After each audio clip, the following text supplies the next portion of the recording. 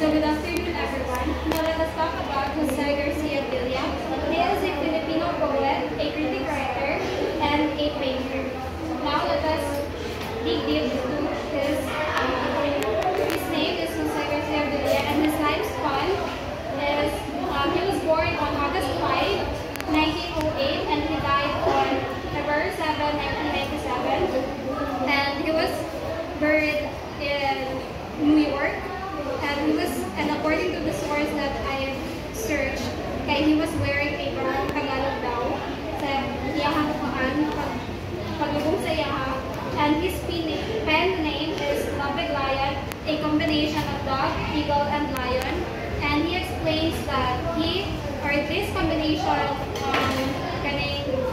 ang combination sa iyang pen name ay nag-represent sa iyang true persona. Tapos iyang father kay si Simeon Villa, in which kaniyang papa kay personal physician siya ni First President Emilio Aguinaldo. Then iyang mother kay si Tia Garcia na wealthy landowner.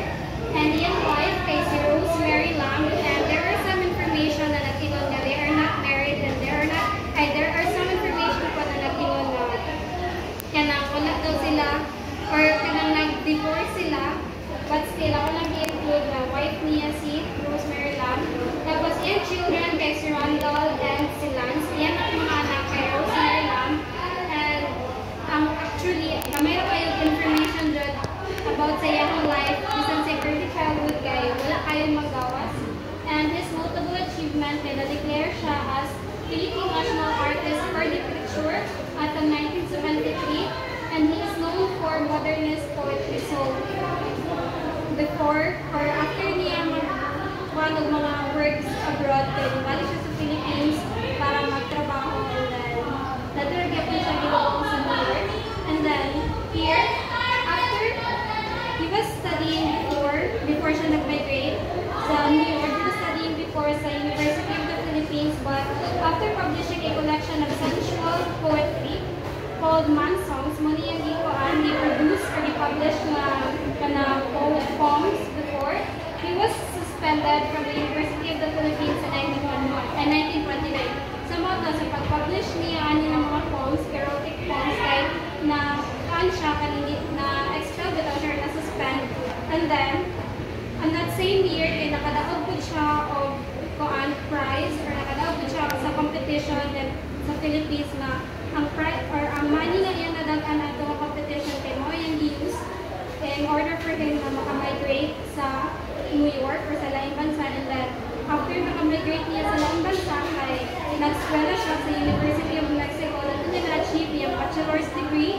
And then, after that, balik siya sa New York, and then, nag-eskwela siya for his graduate studies sa Columbia University, I think. And then, na nag-start ang iyang work as a poet na mas labuan siya, nag-explore na siya.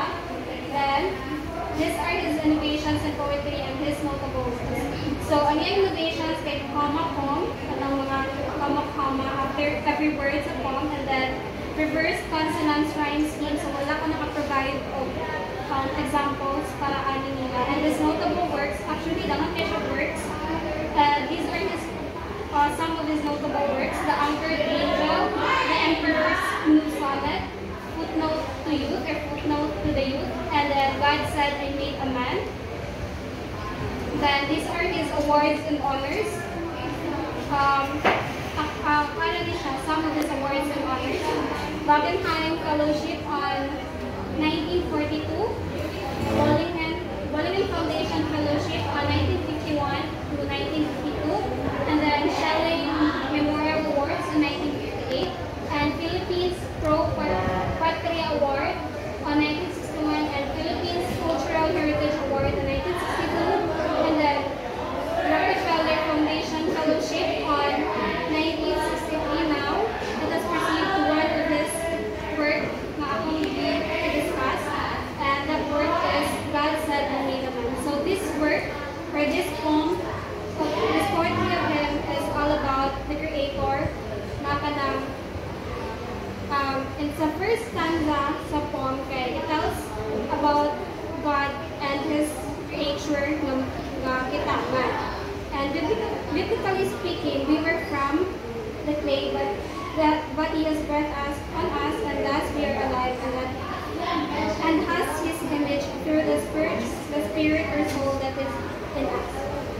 so God continues to polish the man and became so loving shine, but to his amazement, even bordering confusion, his creation is holding a bow, but in his hands he held a bow, and the conception by the speaker became the confusion. So, kanina po it is all about kaning one bitaw, ang creation ni God na kanang gusto mo suwail bitaw sa iyaha. And so, it mirrors to the Filipino and the Philippine society na kanang bitaw, mga Philippines, ang mga Filipino kay gusto sila mo, bitaw wants to explore, wants to know about themselves more. Wala nang i-consider ang ilahang bitaw ka ng ilahang past or ilahang where they come from. Wala about sa story nga ka ng ang mga tao kay gusto sila explore or gusto sila hawa sa ilahang gusto sila hawa sa ilahang comfort zone nga ka na gusto din sila mawas ng comfort zone and without considering where they come from. And